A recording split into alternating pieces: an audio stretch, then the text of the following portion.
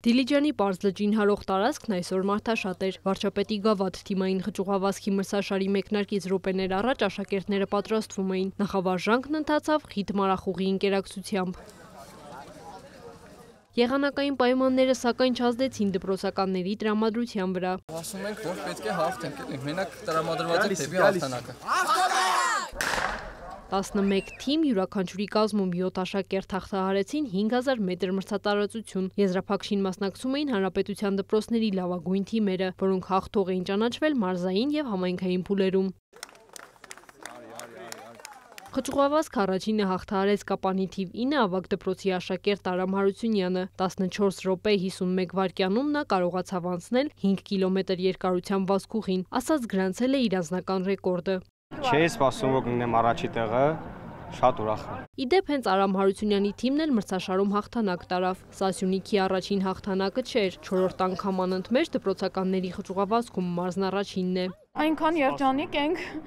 անկեղծ սպասում ենք եւ 300-ի շուրջ, ինչպես ասացինք, որ 4-րդը նորից կբերենք, մենք պատասխանատվություն վերցնելով մեր վրա կատարեցինք այն։ Երկրորդ հորիզոնականը զբաղեցրեց Արենիի միջնակարգ դպրոցի թիմը։ Տպավորությունները շատ լավ էր, մեծ սպասելիքներով եկել ենք այստեղ։ Հենց երկրորդ տեղի համար էլ ուզում ենք պայքարենք եւ ստացվեց։ Մարզի Ճարարատ Մկրտչյանն ասաց, պարապմունքները սկսել էին դեռ գարնանը, վստահ էր, որ հաջողելու են։ 4-րդ տարին մասնակցում ենք, 4 անգամ էլ գրավել ենք մրցանակային, 3 հատ երկրորդ, 1 հատ երրորդ։ Մրցաշարին մասնակցած աղջիկներից եզրագծին առաջինը հասավ Արարատի մարզի Ուրցաձորի միջնակարգ դպրոցի աշակերտ Կարինե Մկրտչյանը։ Ասաց 3 տարի անընդմեջ մասնակցել, սակայն աղջիկներից եզրագծին միշտ 4-րդն է հասել։ Սկզբում շատ մարդիկ էին իմ առջևով գնում, բայց հետո մի քանի աղջիկա անցա ու այն որ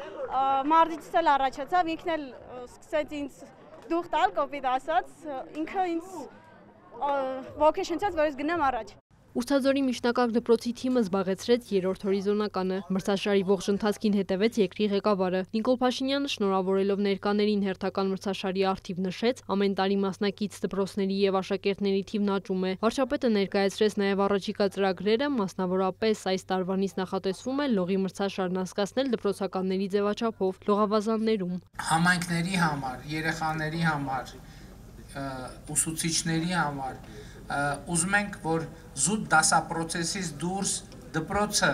շարունակի մնալ կյանքի կենտրոն։ Շատ դեպքերում համայնքի համար, այն համայնքներում, որտեղ մենք նոր դպրոցներ ենք բացում, որտեղ տասնամյակներով ոչ մի նոր շենք չի կառուցվել, բայց դպրոցը իսկապես մեր կյանքի կիզակետն է, մանավանդ որ մենք հիմա ինչից խոսում ենք, հասկանում ենք, որ բոլոր հարցերի լուծումը անցնում է կրթության միջոցով։ Ընդհանուր հանրային առողջապահության ոլորտում մեր բազմաթիվ խնդիրներ կախված են մեր կյանքի ոճից։ Նախարար Ժաննա Անդրեասյանը եւս կարևորեց մրցաշարի անցկացումն ու տեղեկացրեց, դպրոցականների թիմային խճուղավազքի առաջին մարզային փուլին այս տարի մասնակցել է 381 դպրոցի 2667 աշակերտ։ Կան դպրոցներ, որոնք առաջին տարին չի որ մասնակցում են եւ արդեն նաեւ ներքին մրցակցություն ունեն, թե ով այս անգամ մյուսից առաջ կացնի։ Ունենք նաեւ առաջին անգամ մասնակցող դպրոցներ եւ սա նշանակում է, որ գնալով այս վազքի մրցաշարը դառնում է ավելի